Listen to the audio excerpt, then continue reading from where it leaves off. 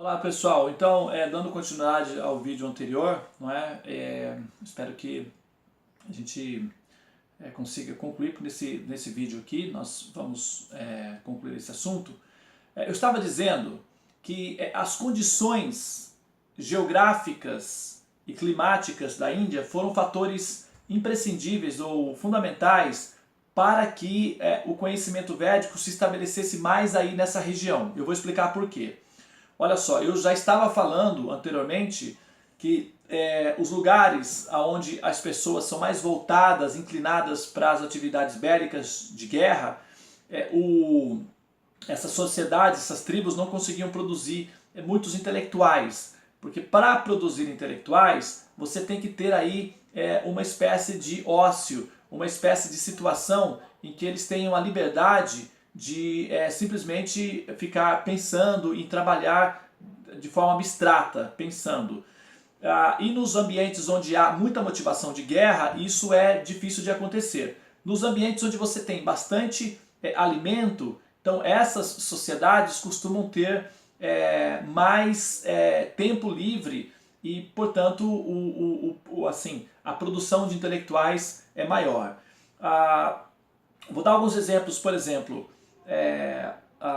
nos lugares onde tem pouca água, como os desertos, os povos do Oriente Médio, os animais são muito venenosos, como nos desertos australianos, por exemplo. Porque o elemento fogo, que vem do sol, evapora o elemento água. E isso faz com que concentre o veneno. Da mesma forma, na natureza humana, a presença do elemento fogo constante evapora o elemento água e faz com que o ser humano local se torne mais agressivo, mais bélico. Quanto mais agressivo, mais é a tendência para haver conflitos diretos com violência. Por exemplo, o Oriente Médio é uma história que baseada em muitas guerras e constantemente. Onde tem, por exemplo, os filmes de faroeste, que eram chamados Bang Bang, aconteciam nos desertos do Arizona. Tem pouca água, aí você tem bang bang, ou seja, violência. No Brasil, por exemplo, o lugar onde tem pouca água, o sertão do Nordeste. Então você tem ali um grupo de ser humano local que é bastante nervoso. Tem aí o lampião, né, os cangaceiros, conhecido como que o povo chamado povo cabra da peste, né, que arrisca a peixeira, então o povo bravo, digamos assim. Pouco água, mais agressão. Então quando você tem bastante água, você tem um grupo pacífico. Por exemplo, as pessoas que moram no litoral são mais tranquilas. Você tem aí o carioca, é mais assim, já o paulista é mais estressado, voltado para o trabalho. Você tem ali o baiano, que é muito tranquilo, tem muita água, a maior extensão territorial do Brasil, banhada por águas, é o estado da Bahia. E embaixo do estado da Bahia tem aí um dos maiores lençóis freáticos, um dos maiores lençóis de águas do mundo está aí embaixo do território da Bahia. Então você tem muita água, você tem o que? Aí é uma Baía de Todos os Santos, ela fica mística, fica mais religiosa, fica mais voltada. Quanto mais você tem água no ambiente, tanto menos você tem um produto com a tendência do elemento fogo, que é um elemento que dá ignição, que queima e que coloca em movimento, ou seja, que pode gerar atrito.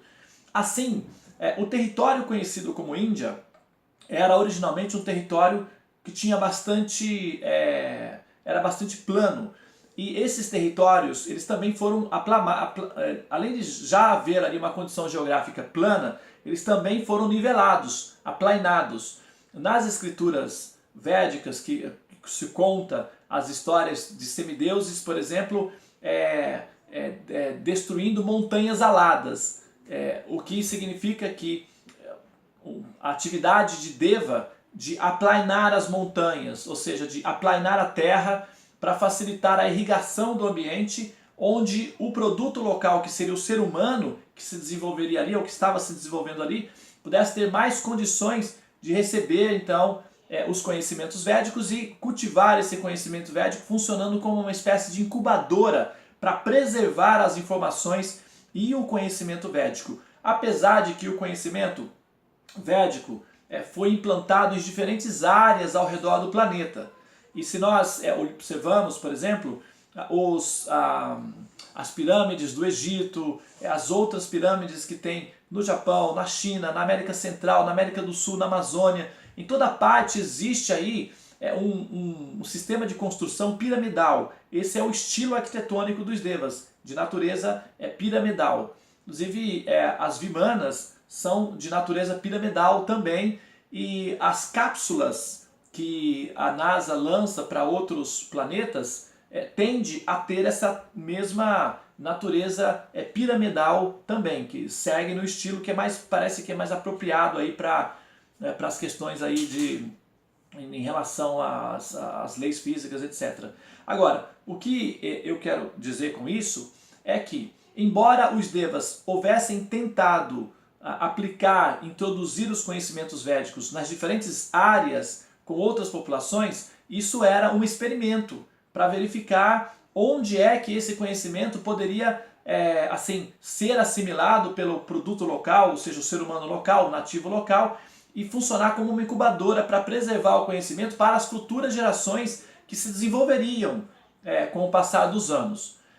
No caso, devido a esse fator geográfico, com água e uma produção de seres humanos disponíveis para terem interações, o que nós chamamos de interações mediúnicas, que na verdade é uma exploração das condições do desenvolvimento mental, ou seja, como o cérebro é capaz de fazer interações de forma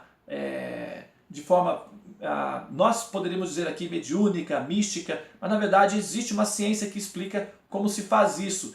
E a meditação, a yoga, é o exercício científico que permite esse tipo de conexão, de utilização da mente para rastrear o universo e para contactar outras formas de civilizações, para comunicação, ok? Agora, como o território, o ambiente foi mais adaptado no processo da seleção das raças disponíveis no planeta, o investimento foi automaticamente mais aplicado nesse ambiente. Ao passo que nos outros ambientes, os investimentos foram cancelados e o que sobrou a partir de então foram fósseis, restos das tentativas de se implantar o conhecimento védico. E esses restos, esses fósseis, eles são interessantes como terapia de estudo para que o próprio ser humano, observando esses restos deixados pela interferência dos Devas na tentativa de aplicar o conhecimento védico no planeta, possam verificar que realmente isso é uma forma de interação, é uma produção que não é uma produção necessariamente das condições humanas, e como fazer para entender essas pessoas, esses seres que interferiram a tal ponto de deixar para trás construções e qual era o objetivo. Aí se torna um quebra-cabeça. Esse quebra-cabeça ocupa o ser humano em terapia de contato. Com isso, passa a se procurar fazer esses contatos e haver essa interação. E o objetivo é esse mesmo, despertar no ser humano a curiosidade para que ele busque o contato, e aí já começa uma outra fase do processo da interação entre Devas e seres humanos, que já seria um contato mais direto, mais aproximado. Isso nós estamos falando em escalas de uma quantidade de tempo significativa, que envolve aí centenas de milhares de anos, ok? É um processo de treinamento. Muito bem, pessoal, então, como eu havia feito uma introdução no vídeo anterior, eu acho que com esses 10 minutos aqui, eu concluí a ideia do porquê que a Índia se torna, então, o local onde o conhecimento védico fica preservado. Não, mais uma vez, novamente, eu quero deixar bem claro que os indianos não foram os criadores do conhecimento. Eles não foram as pessoas que criaram o conhecimento védico. Eles foram os primeiros e os mais bem adaptados para receber o conhecimento védico e para preservar o conhecimento védico devido justamente à natureza pacífica do nativo local, que era o indiano, voltado para a agricultura, criação de vacas e também muita água. uma condição que permite um grupo de pessoas ter tempo hábil suficiente para estudar as escrituras, para praticar esses conhecimentos de uma maneira mais mística e religiosa, que é o mecanismo que nós, mecanismo didático utilizado sobre o nativo local, o ser humano, para o cultivo dessas informações, desse conhecimento. Seria através de rituais, através de religião, através de um sistema fundamentado em mecanismos religiosos, considerando aí a possibilidade de que se está lidando com um nativo local, um ser humano em desenvolvimento, portanto, como crianças, não é? Você aplica princípios didáticos e métodos para educar crianças, você tem que envolver brincadeiras, cores, histórias, e é mais ou menos isso que os devas fazem com os seres humanos para auxiliar, facilitar para que o ser humano, o nativo local, pegue o conhecimento e preserve o conhecimento.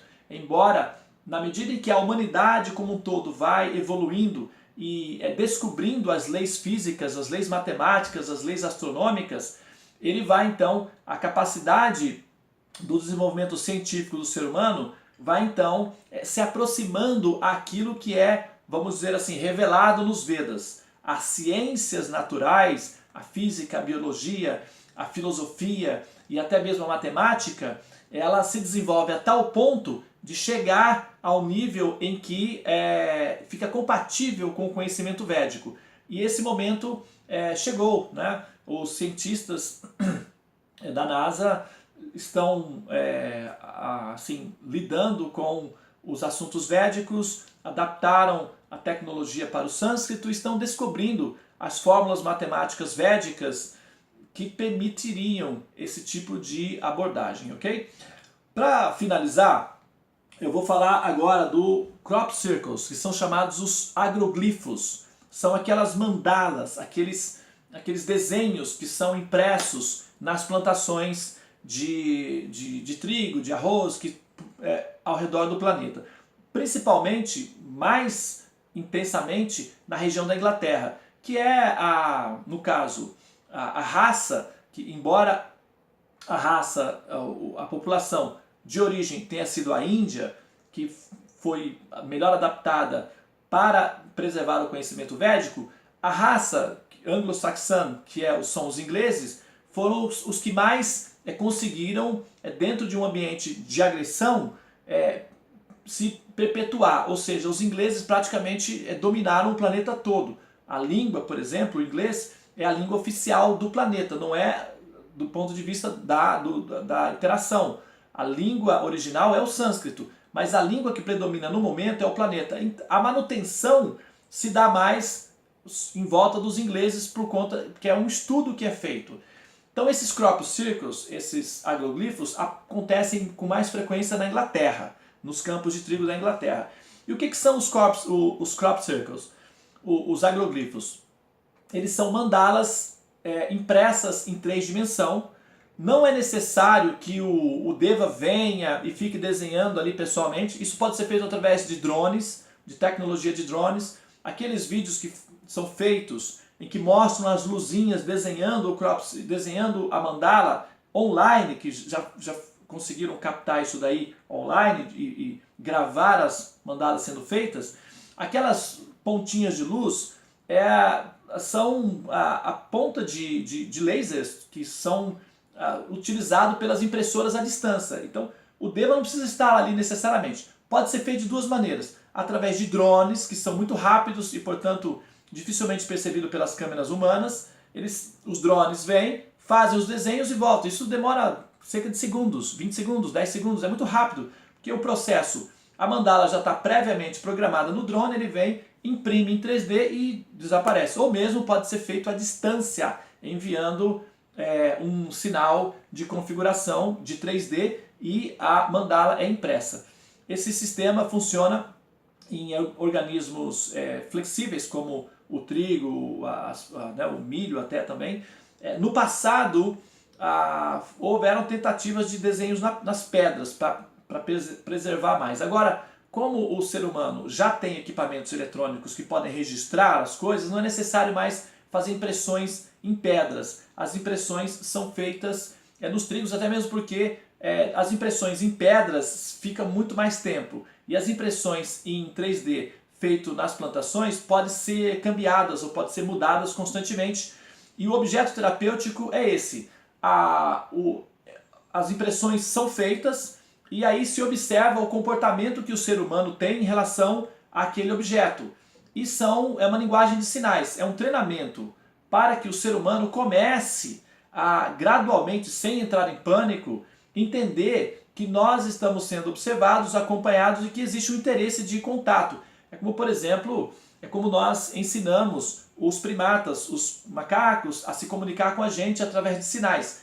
Aqui embaixo tem um vídeo de um gorila, Coco, que aprendeu a se comunicar com os seres humanos através de linguagem de sinais. Como nós, seres humanos, ensinamos os primatas a se comunicarem conosco, como nós ensinamos os primatas a desenvolverem o seu software, que são os seus processadores, os seus cérebros, através de pequenos equipamentos, de pequenas brincadeiras que nós fazemos, deixando objetos para que eles aprendam a como mensurar, como entender aquele objeto. Da mesma forma, os devas imprimem os crop circles à distância e com isso monitoram o comportamento humano em relação àquilo. Como é que os seres humanos estudam aqueles sinais e como é que eles juntam as pecinhas para ir aprendendo qual seria a relação dos primeiros contatos que poderiam ser feitos aí, quem sabe, publicamente num futuro próximo. Não sabemos exatamente quando é que isso vai ser possível, mas parece que as coisas estão se caminhando nessa direção. A ideia é que, nesse momento, interessante que os crop circles eles se tornam muito mais intensos no momento, logo mais ali depois da Segunda Guerra Mundial, também com as câmeras e tudo, né, que podem ser registrados, justamente depois da Segunda Guerra Mundial, que é quando os cientistas redescobrem os Vedas e, ao mesmo tempo, a ciência da física quântica se acelera, a compreensão de como é que funciona a fundação do programa virtual, a compreensão de que se trata um programa virtual se acelera, os crop circles começam a aparecer com grande frequência, justamente no mesmo período em que o cientista humano, a mente humana, a inteligência humana redescobre os Vedas. O paralelo entre a funcionalidade está se dando. O objetivo era esse mesmo, que os Vedas fossem preservados até o ponto em que o ser humano tivesse condições de reconhecê-los, não como sendo uma mitologia religiosa, mas como sendo uma interferência cultural objetiva com a intenção de um aculturamento de conhecimento e de interação com civilizações superiores à civilização humana, ok? Apesar de que todos os Vedas são praticados com base em rituais, com considerações religiosas, e a parte dos Vedas que utiliza-se dos recursos como a yoga, a meditação, e toda ela envolve o respeito ao mestre, o respeito ao Deva, o respeito ao superior, o respeito ao conhecimento.